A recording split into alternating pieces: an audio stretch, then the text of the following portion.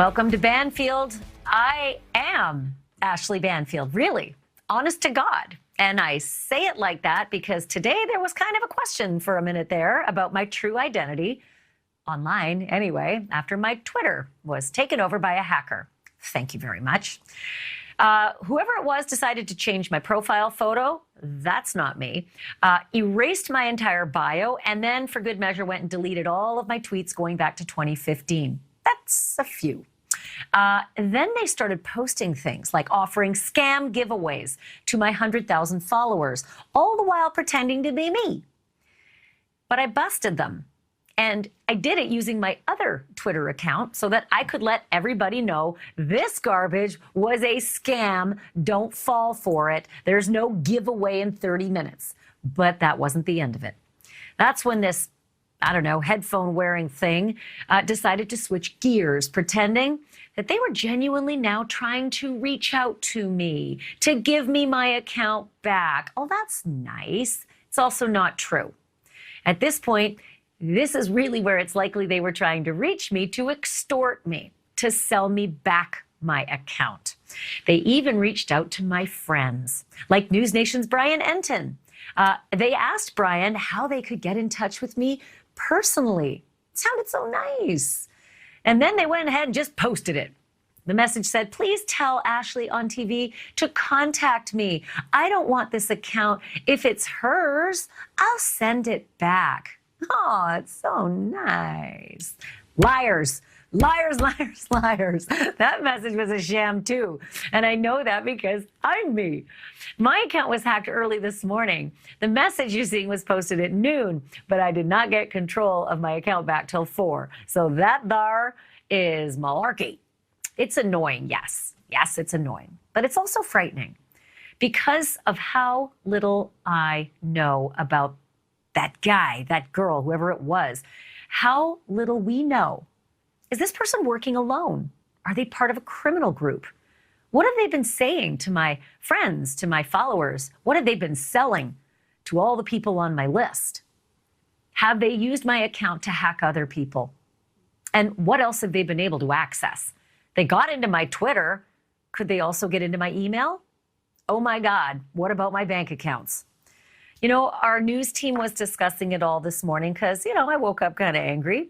And that is when my senior story editor named Paula, and there she is, just happened to mention that she'd also been the victim of a hack a few years ago, turned her life completely upside down, and digging out of the hole cost her thousands of dollars. So I wanted Paula to come on right away to talk to you all, let you know what she went through, what to look out for, and how to fix it if it happens to you. Okay, Paula, you blew me away this morning, so go ahead and blow away our viewers. Tell us all what happened.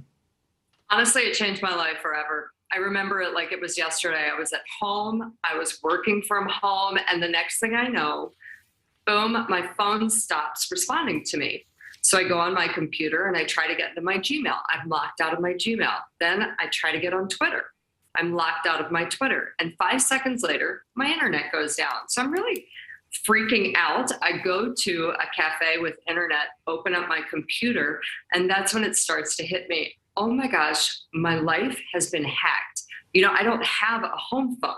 So there was no way to get a hold of anybody. And also, I'm a journalist. I travel to places like Afghanistan and Iraq. I've written stories about Russia. These people had all my photos, all my sources, all my emails, and I didn't know what to do, Ash. Yeah, if you're like me, I don't even know my kid's phone number. It's in my phone. It just hit auto dial with everything. So yeah, it's a little disconcerting 100%. all of a sudden. You know, when you're out of digital control. Okay, so you want to repair this. I don't even know where you would start. Like, it started with Twitter and then it spread to everything else. So what was your path? What'd you do?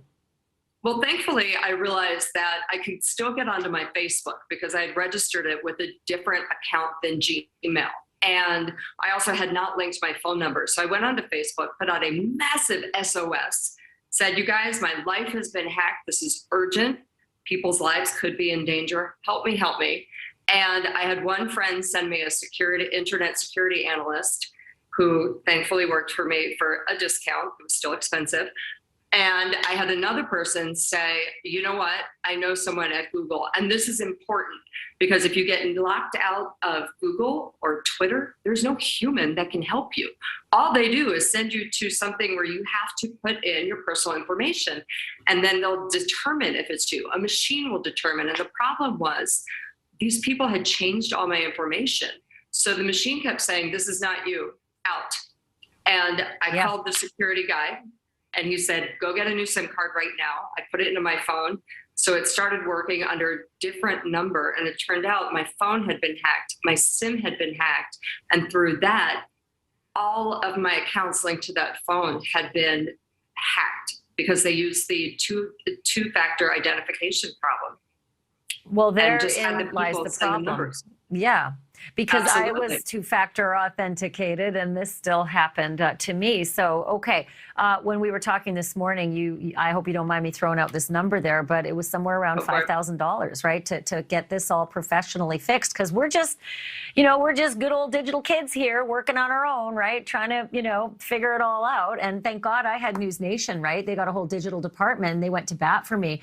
But all our viewers watching right now, Paula, they don't necessarily have a team of 50, that know people at Twitter, et cetera. Like, what did you spend money to get done?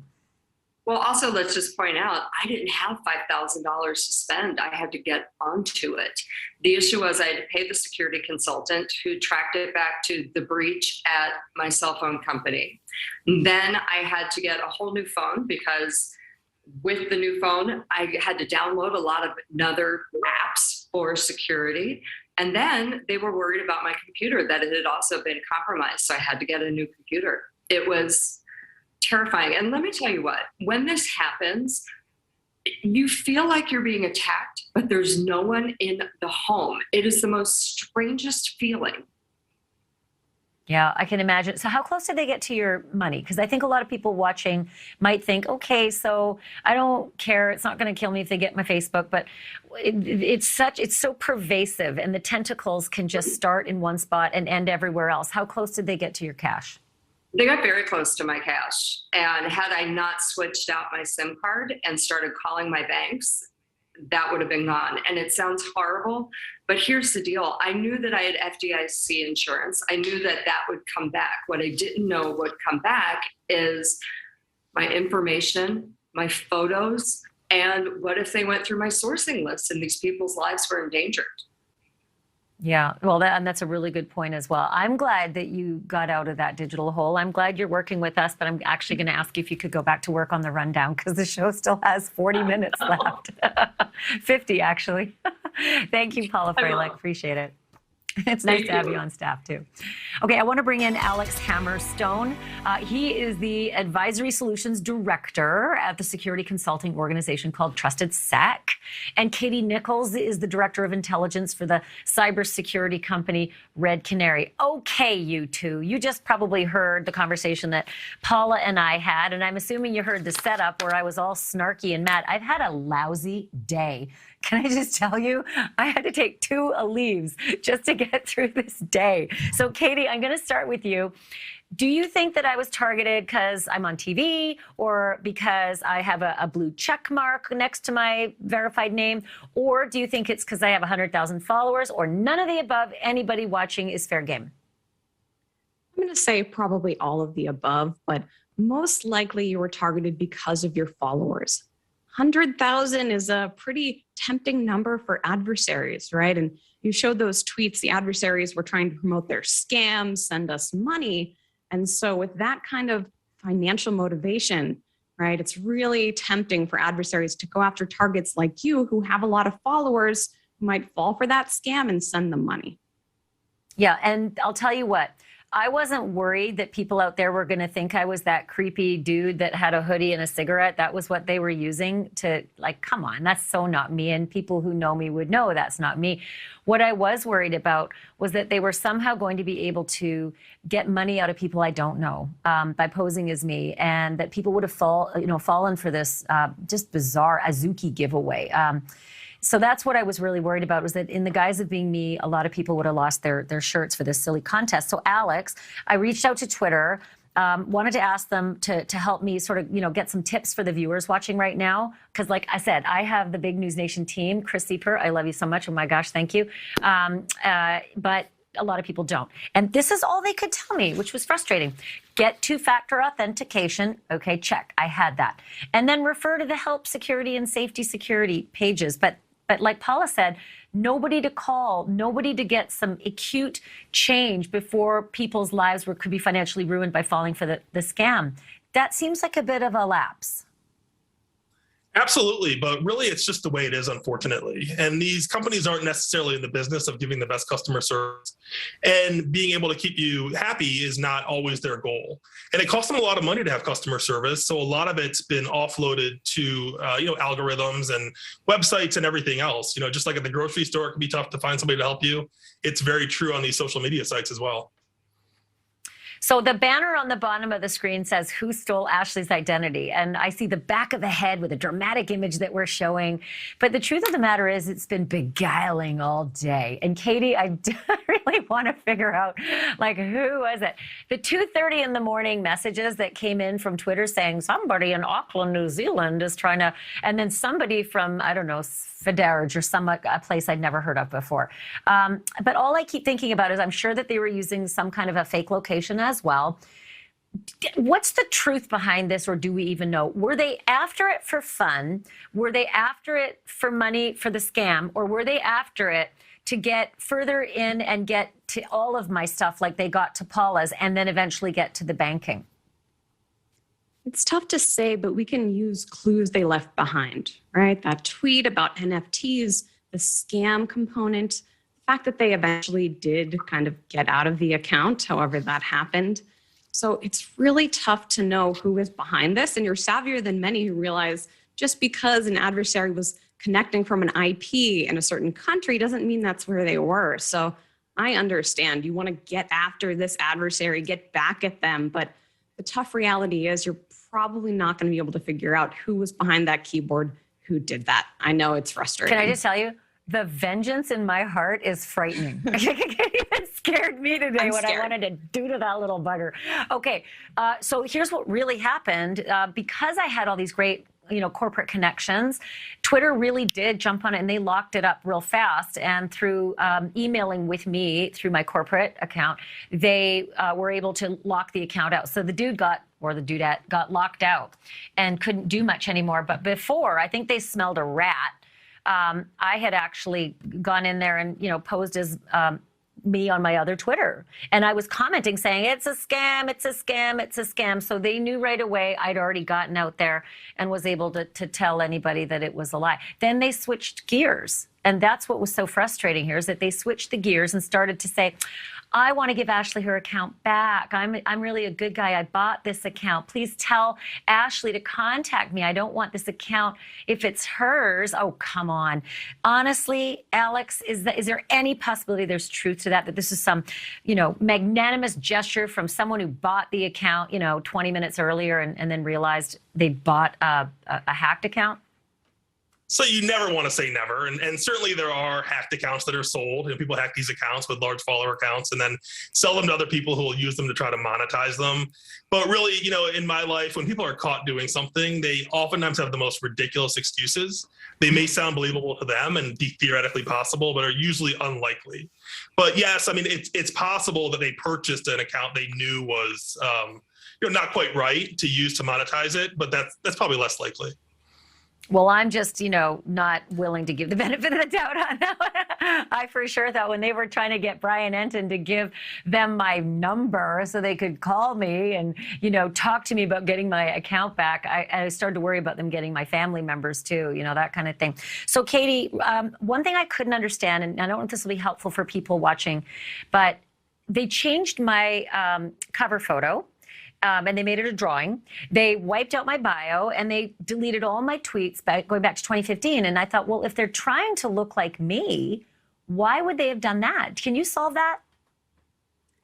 I don't have an easy answer, but again, it suggests that their intention maybe wasn't to look like you. It was just to get their message out to get money, because if they were trying to look like you, right, they could have just left your picture. They could have tweeted in a tone that sounds a lot more like you. You're not one who I think tweets a lot about NFTs, right?